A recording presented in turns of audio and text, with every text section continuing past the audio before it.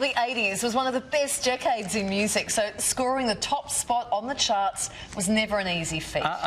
Fortunately for pop star Debbie Gibson, she did it multiple times, her melodies taking her to all corners of the planet.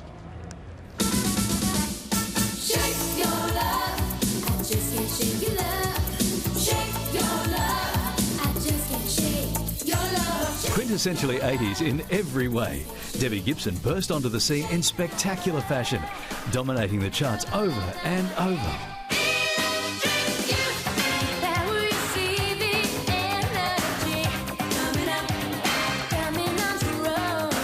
And over again.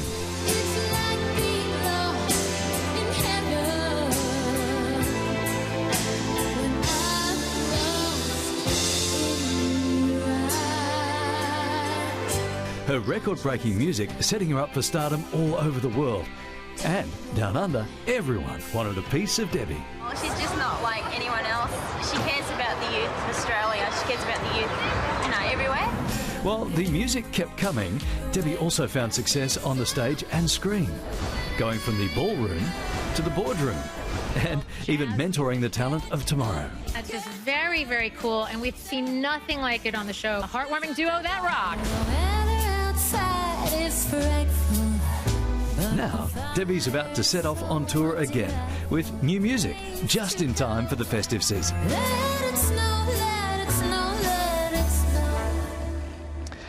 Hey, Debbie Gibson, the amazing Debbie Gibson joins us now live out of Vegas. Welcome to the morning show.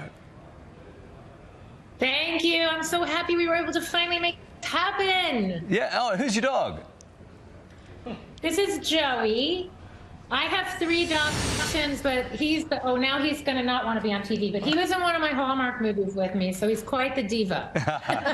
Now, all of not really, he's the best. All of that fantastic vision of your time in Australia, the fans adored you here. Do you have fond memories of your time down under? I have such fond memories. Oh my gosh, like I see those signs and I remember the State Theater. I remember vividly the energy of the people, and I cannot believe I haven't been back, and we must make that happen, please. I'm dying to get back. It's like, it's been way, way, way too long, but I have such amazing memories. Do you know, I remember Indecent Obsession opened for me, and I came out on stage one night, and the audience was so loud, screaming for them so loudly that I turned to my mom, who was managing me at the time, and I said, oh, I think the audience is really here for them, because they were so unbelievably fanatical. And then I came out and they got louder. And it was like a wall of energy. I swear I remember vividly, like feeling like I was going to get pushed back off of that platform I was rising up on, because the energy was off the charts. Well, you loved Australia, and we certainly loved you. We have a clip here of when you found out that you had made it big in Australia. Let's take a look.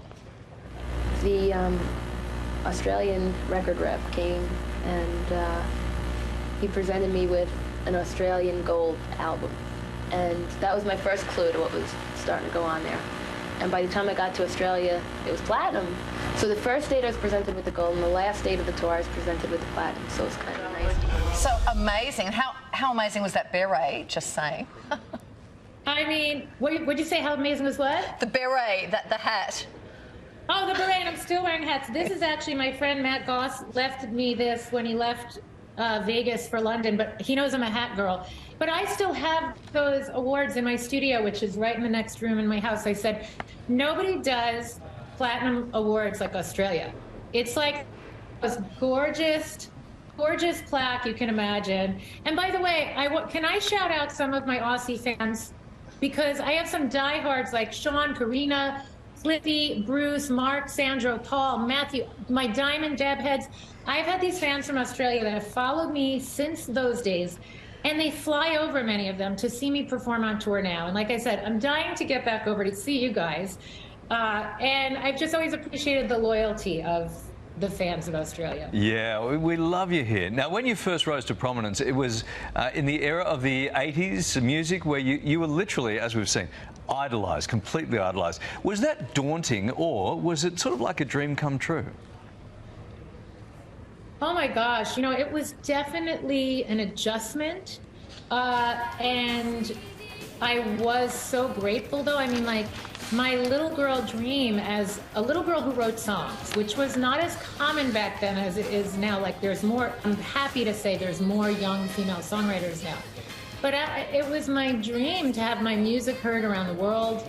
And to this day, I'm like 36 years in, people are buying tickets to see me on stage. It's a gratitude that I have. I well up with tears thinking about it, because it's never wasted on me that I'm somebody who had the dream, worked hard, it came true. It's ongoing. It's a lot of work. It's a lot of emotional investment constantly. But the energetic exchange with the people and the community that's been created through my music, it's overwhelming. It's just something that dreams are made of. And the fact, listen, my first song was Only in My Dreams. It's a big word for me. And the fact that dream is continuing on and on and on is mind-boggling and mind-blowing to me. One of the best things about being a pop star in the 80s is the fashion, and I'm loving seeing, I can remember all of that, the vest, the denim shorts. We've got some of your greatest looks here. I mean, do the memories come flooding back? And did you ever keep any of these iconic outfits? Yes, I have a bunch of them upstairs. I mean, some of them got lost in like storage and moving debacles that like over time just, it's kind of sad. But I do have a lot of my original stage costumes from the Electric Youth Tour. And I looked at myself today and I'm like, oh my God, I'm wearing a blazer. It's got shoulder pads. I'm wearing a hat. And it's not that I got stuck in the 80s, it's that's all back around again. Yeah, but I'm happy to say maybe in a little more refined way. But the thing that gets me the most is that I wore scrunchies with everything. I had that little like sprout on top of my head. It didn't matter if I was hosting the American Music Awards, I was at like some black tie dinner.